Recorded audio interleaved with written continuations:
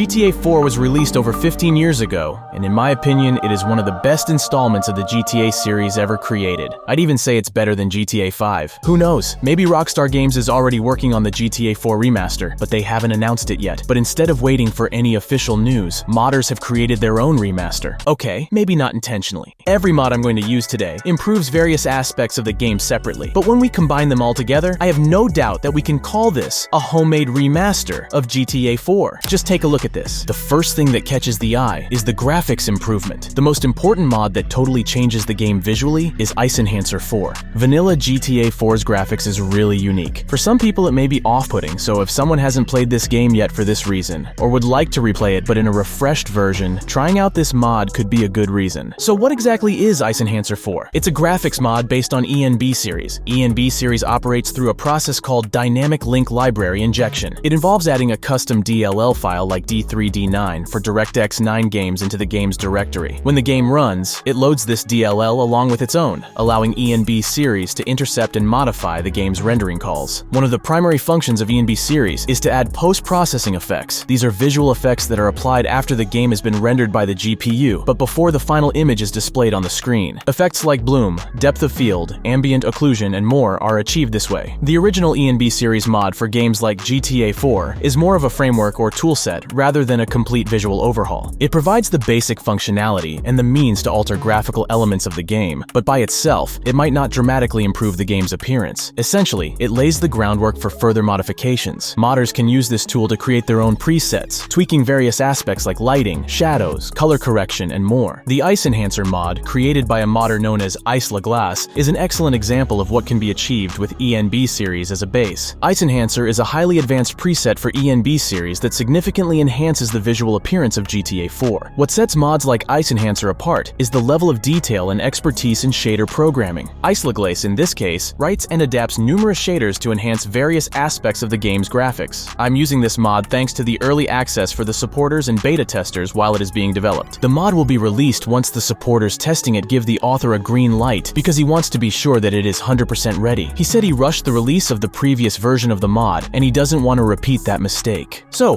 what exactly is this mod changing in the game? A lot of things. Starting with the screen space ambient occlusion, which is a shading and rendering technique used to calculate how exposed each point in a scene is to ambient lighting. Simply put, it's used to add realism to the way shadows are rendered in 3D environments. In traditional rendering, shadows are often only cast where direct light is blocked, like from the sun or a lamp. However, in real life, areas where objects are close to each other tend to be darker because they block out ambient light. SSAO simulates this effect by darkening these areas, adding depth and a more natural three-dimensional look to scenes. Then we've got the screen space indirect lighting and screen space global illumination. These techniques are related and are about simulating how light bounces off surfaces and illuminates other surfaces. In real life, when light hits an object, it doesn't just stop there. Some of it bounces off and lights up surrounding areas. This is known as indirect lighting or global illumination. Next thing on the list is world space sun, which enhances the realism of how sunlight affects the game world, creating more lifelike outdoor scenes. And there's also sky global illumination, which is simulating the ambient light produced by the sky. Unlike direct sunlight, sky lighting is a softer, more diffused form of illumination that affects the overall tone and atmosphere of the environment. It's particularly noticeable on overcast days or in shadows where direct sunlight is absent. The list of effects doesn't stop there, of course. Next up, we've got better clouds, improved car reflections and refractions, new water shader, which is a unique feature for the GTA 4 mods. Then it has the new color implementation, new bloom, physically correct lighting, volumetric fog,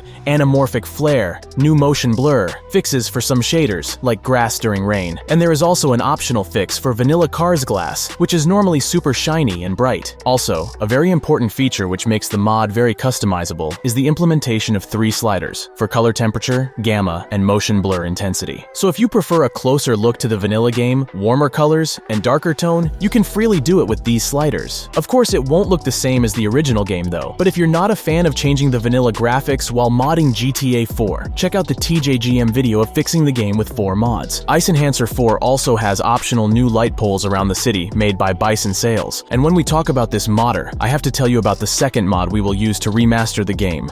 It's called Revive. It's another massive overhaul project for GTA 4 aiming to improve quality and performance. It contains rework of all meshes, new texture loading method, upscaled textures, new vegetation models and textures, new object objects around the map to bring more life to the game, overhauled night lighting, farther detailed draw distances, and much more. Although the list of features is long, most of these things are in the early stages of development and are not yet fully suitable for gameplay. And for this reason, we will use only the vegetation part of this mod. It's undeniable that Ice Enhancer alone would not have such an amazing effect without revived vegetation. I think I wouldn't be lying if I said that the quality of these trees is better than those in GTA 5, and they are not far off from models found in the latest games. It's also worth mentioning that the author of this mod is still improving these models, and some time ago, he published videos showcasing a new wind shader affecting trees, which looks absolutely beautiful. And what's even better, he even managed to get real-time shadows from leaves. Okay, so we've got the overall game's graphics improved,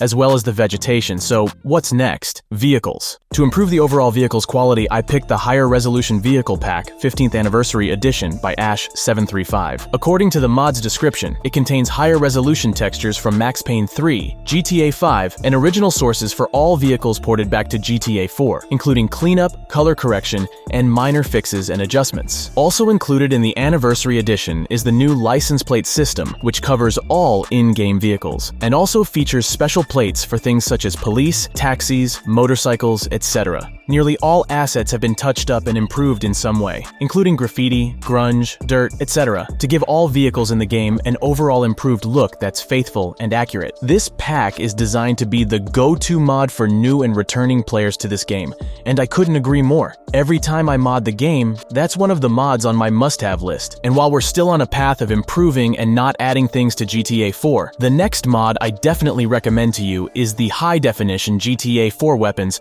by Linal03. I think the mod name speaks for itself here, and it's one of the most essential GTA 4 mods. And weapons are not the only thing that needs a refreshed look. As I mentioned before, GTA 4 is over 15 years old and was created for old-gen consoles, so it's not a surprise that textures are pretty low resolution for today's standards. Most often in the game, we travel through the city streets and their textures, or rather their poor quality, are very noticeable. There are several road mods available for GTA 4, but almost none of them are lore-friendly, and they look too clean for a place like Liberty City, and so I would like to present to you vanilla-friendly HD roads. This mod replaces most of the road textures with higher resolution textures made from scratch. These new textures make the roads look way more detailed and realistic, while being similar enough to the original ones. Of course, it would be best to do this with all the textures in the game. Replace them with 2K or 4K resolution ones, but unfortunately, that's practically impossible. The game's engine is optimized to handle textures of a specific size and resolution. When you replace many or all of these textures with higher resolution versions,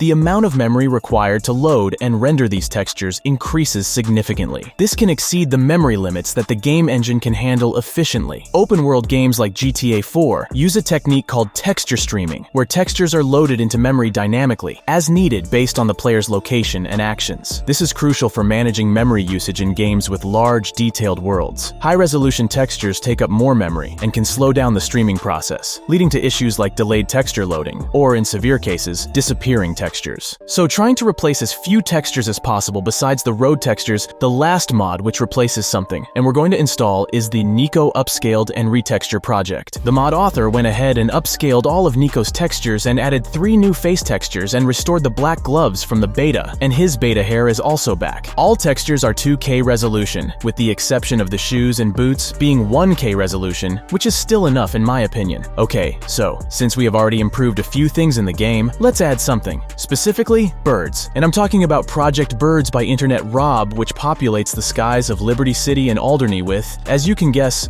birds. It's a very natural addition to the environment and an improvement because it makes the game feel so much more alive.